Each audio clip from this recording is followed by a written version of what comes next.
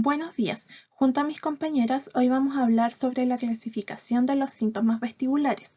El Comité para la Clasificación de los Síntomas Vestibulares de la Sociedad de Varani buscó desarrollar criterios sobre el uso de términos para describir estos síntomas. Esta clasificación viene a cubrir los síntomas principales que se creen que surgen de las alteraciones del sistema vestibular. En esta presentación vamos a ver los 4 tipos de clasificación de los trastornos vestibulares: vértigo, mareo, síntomas vestibulovisuales y síntomas posturales, y la subclasificación de cada uno de ellos. Vértigo se define como la sensación de movimiento de rotación, traslación o inclinación estática con respecto a la gravedad. También se define como la sensación vestibular interna. Esto quiere decir que es una sensación de movimiento propio sin que se esté realizando ningún tipo de movimiento. Vértigo externo o oscilopsia es el concepto contrario, es una sensación interna de vértigo acompañada de una falsa sensación de movimiento visual externo. El concepto de inestabilidad es la sensación de giro al estar de pie o al caminar. Vértigo espontáneo se produce sin un desencadenante evidente. Puede verse exacerbado especialmente por movimientos de cabeza. El vértigo desencadenado se produce por un desencadenante evidente. El factor desencadenante requiere de una relación temporal entre el estímulo desencadenante y el vértigo. Por ejemplo, están los desencadenantes químicos como los alimentos, los medicamentos, los estados hormonales. Por ejemplo, beber excesivamente bebidas alcohólicas produce un vértigo desencadenado.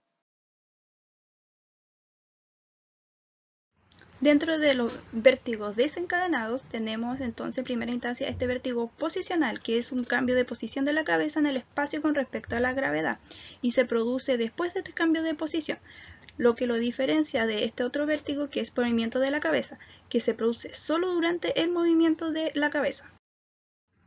El vértigo visualmente inducido es el desencadenado por un estímulo visual y el vértigo inducido por el sonido es desencadenado por un estímulo auditivo. Vértigo inducido por Valsalva es el desencadenado por cualquier maniobra corporal que tiende a aumentar la presión intracraneal o del oído medio. El vértigo ortostático es el desencadenado provocado y se produce al levantarse, es decir, en un cambio de postura corporal, como el de estar tumbado a estar sentado o el de estar sentado a estar de pie.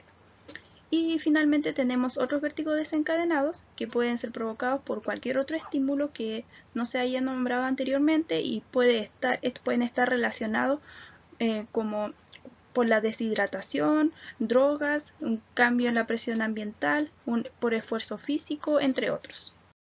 ¿Qué es el mareo? El mareo es una sensación de orientación espacial perturbada sin una sensación de movimiento. El mareo puede coexistir con otros síntomas como el vértigo. El mareo no se debe aplicar cuando el paciente se queja de una debilidad generalizada o focal, o una sensación inespecífica del malestar, fatiga o mala salud.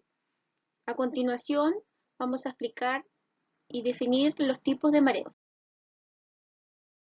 El mareo espontáneo es un mareo que se produce a causa de un desencadenante evidente, como un movimiento abrupto.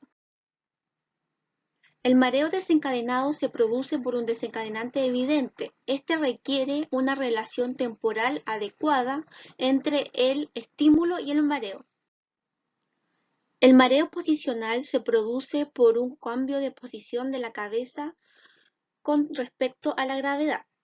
Esto pueden tener síntomas persistentes que duran más de un minuto o transitorios que duran menos de un minuto. Mareo por movimiento de la cabeza. Se concibe como una sensación distorsionada de la orientación espacial durante el movimiento propio. El mareo inducido por la vista se desencadena a partir de la visión de un gran campo visual, el que puede estar distorsionado, ser complejo o estar en movimiento. El mareo inducido por el sonido es el que se desencadena por un estímulo auditivo. El mareo inducido por Valsalva es aquel desencadenado por cualquier maniobra corporal que tienda a aumentar la presión intracraneal o del oído medio. El mareo ortostático ocurre al levantarse, en un cambio de postura como de acostado a sentado o de sentado al levantarse. Otros mareos desencadenantes son aquellos distintos a los ya mencionados y se relacionan con la deshidratación, los cambios en la presión ambiental como ocurre al bucear o al estar a una gran altura, el ejercicio o el esfuerzo físico y después de la exposición prolongada a movimientos pasivos como ocurre con un paseo en el mar. Síntomas vestibulovisuales. ¿Qué es?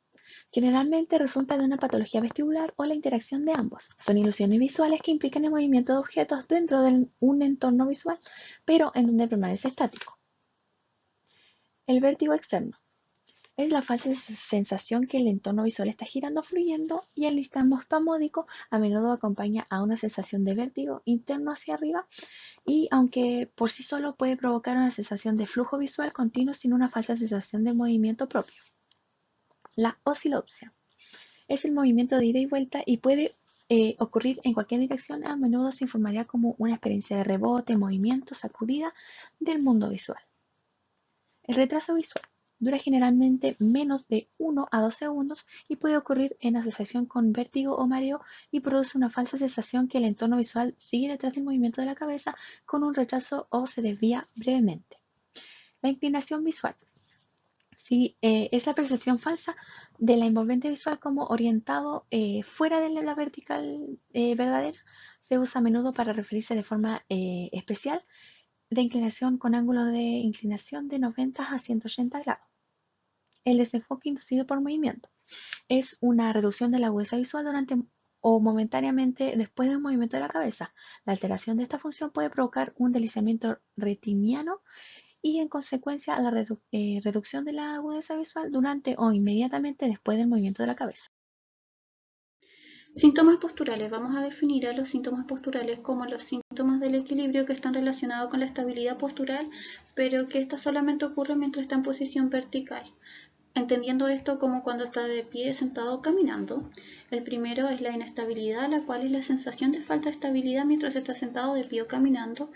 La inestabilidad generalmente puede ocurrir por factores que van más allá del sistema vestibular. Por lo tanto, si esta no está acompañada de los síntomas vestibulares que vimos anteriormente, es muy poco probable que se trate de un trastorno vestibular.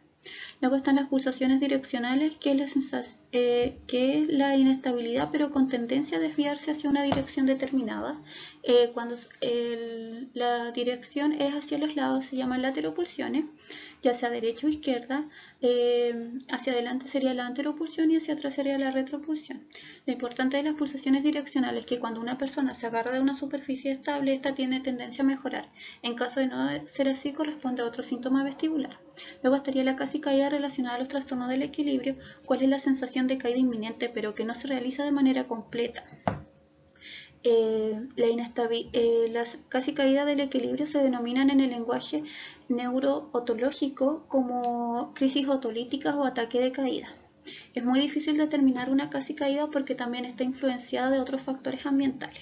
Luego está la caída asociada al equilibrio, la cual es lo mismo que lo anterior, pero corresponde a una caída completa. En resumen, vértigo, mareo, síntomas vestibulovisuales y síntomas posturales son diferentes los cuatro presentan características diferentes.